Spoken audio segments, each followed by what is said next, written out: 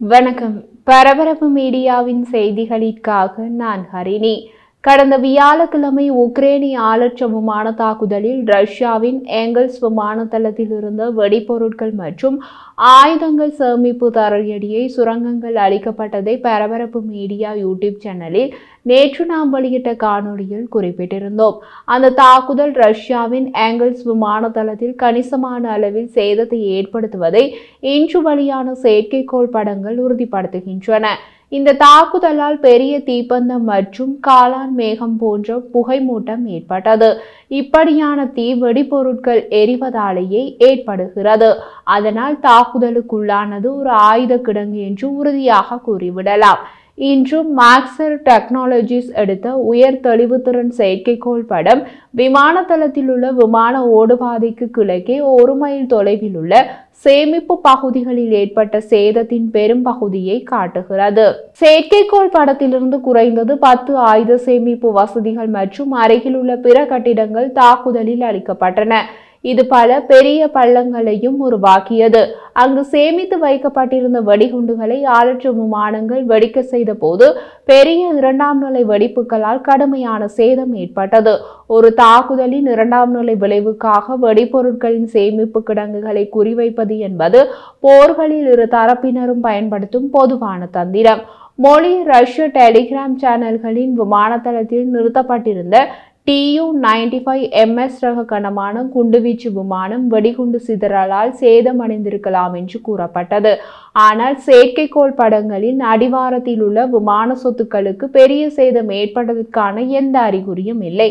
மாக்சரால் எடுக்கப்பட்ட முழு செயற்கைக்கோள் படம் தாக்கப்பட்ட பகுதியில் இருந்தும் பிரதான ஏப்ரனுக்கு உள்ள தூரத்தை காட்டுகிறது. உக்ரைனிய கணக்குகளின்படி ஆளற்ற விமானங்கள் தாக்கிய போது ஏங்கல்ஸ் விமான தளத்தில் 3 Tu-95MS விமானங்கள் மற்றும் 2 Tu-160 மூலோபாய குண்டுவீச்சு விமானங்கள் இருந்தன.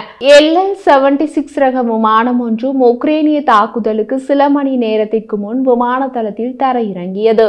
ரஷ்ய டெலிகிராம் சேனல்களின்படி இந்த தாக்குதலில் Tu-95MS விமானங்களை இயக்கும் குறைந்தது 2 விமானிகள் கொல்லப்பட்டனர். அப்போது அவர்கள் வெடிகுண்டு வெடித்த இடத்தில் இருந்தார்களா என்பது குறித்த எந்த அறிகுறியும் இல்லை. அந்த கூற்றை சுயாதீனமாக உறுதிப்படுத்த முடியாது. ஆஸ்ட்ரா செய்தி நிறுவனம் வெளியிட்ட செய்தியில் ரஷ்ய ராணுவம் விமான தளத்தில் உள்ள விமான வெடிபொருட்களின் கிடங்குகள் தாக்கப்பட்டது. அதனால் அந்த விமான தளத்தில் தீ விபத்து ஏற்பட்டது என்று உறுதியாக செய்துள்ளது. பல மணி நேரத்திற்கு பின்னர் வெடிபொருட்கள் அங்கு வெடிக்க தொடங்கின. குறைந்தது 3 அலை வெடிப்புகள் நிகழ்ந்தன. தாக்குதலுக்கு பின்னர் சமூக ஊடகங்களில் வெளிவரும் காணொளிகள் மற்றும் படங்கள் ஒரு பெரிய வெடிப்பு மற்றும் நகரத்தின் மீது ஒரு இருண்ட மேகம் எழுவதை காட்டியது. அருகிலுள்ள கட்டிடங்களை சேதப்படுத்தும் மிகப்பெரிய அதிர்ச்சி அலையை காட்டும் காணொளியும் இருந்தது.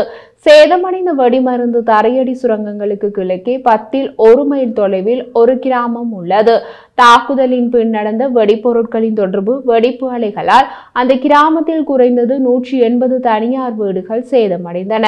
ரஷ்ய அதிகாரிகள் நகராட்சி மட்டத்தில் அவசர நிலையை அறிமுகப்படுத்தினர். மொத்தம் 120 பேர் அபாய மண்டலத்தில் இருந்து வெளியேற்றப்பட்டனர். தாக்குதலில் குறைந்தது 3 படைத்துருப்புகள் காயமடைந்ததாக ஆஸ்ட்ரா தெரிவித்துள்ளது. ஏற்பட்ட தீ விபத்தில் குறைந்தது 5 பொதுமக்கள் காயமடைந்துள்ளனர். மேலும் ஏங்கல் சிட்டி கிளினிக் மருத்துவமனைகளில் எண் 1ல் உள்ள ஜன்னல்கள் இடிந்து விழுந்தன. இந்த தாக்குதலில் 50க்கும் மேற்பட்ட உக்ரைனிய ஆளற்ற விமானங்கள் ஈடுபட்டதாக ஆஸ்ட்ரா தெரிவித்துள்ளது. இந்த தாக்குதல் உக்ரைனிய தயாரிப்பான நீண்ட தூர ஒருவழி தாக்குதல் ஆளற்ற விமானங்களால் நடத்தப்பட்டன. இந்த ரக ஆளற்ற விமானங்கள் பல சந்தர்ப்பங்களில் ரஷ்யாவுக்குள் ஆழமான இலக்குகளை தாக்க பயன்படுத்தப்பட்டுள்ளன.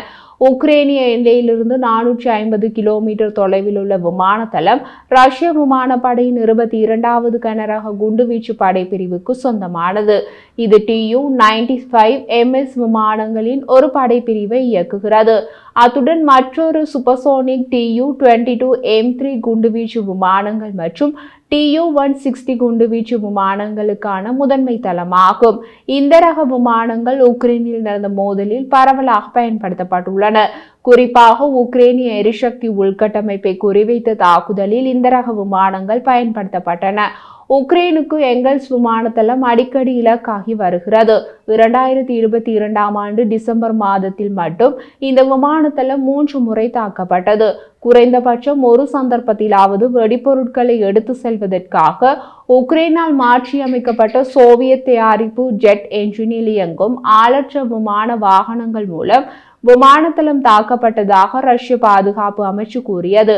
அந்த தாக்குதல் வெளிப்படையாக ஒரு Tu-95MS விமானத்திற்கும் சேதம் விளைவித்தது. மிக சமீபத்தில் இந்த ஆண்டு ஜனவரியில் எங்கல்ஸ் விமான தளத்திற்கு அருகாமையில் ஒரு பெரிய தீ விபத்து ஏற்பட்டது. ரஷ்ய அதிகாரிகள் உக்ரைனியா பெரிய அளவிலான ஆளற்ற விமான தாக்குதல்கள் என்று விவரித்தனர். உக்ரைனிய ஜனாதிபதி ஜெலன்ஸ்கி சக்தி உள்கட்டமைப்பு தாக்குதல்களில் பரஸ்பர தாக்குதல் இடைநிறுத்தத்திற்கு அழைப்பு விடுக்கும் ரஷ்யாவுடன் கொள்கை அடிப்படையில் ஒரு தற்காலிக உடன்படிக்கைக்கு ஒப்புக்கொண்ட பின்னர் சமீபகால தாக்குதல் வந்தது. இருப்பினும் பரஸ்பர தாக்குதல் இடைநிறுத்தத்தை நடைமுறைப்படுத்துவதற்கான கால அட்டவணை எதுவும் இல்லை. இரு தரப்பினரும் ஒருவருக்கொருவர் எதிராக தாக்குதல்களை தொடர்கின்றனர்.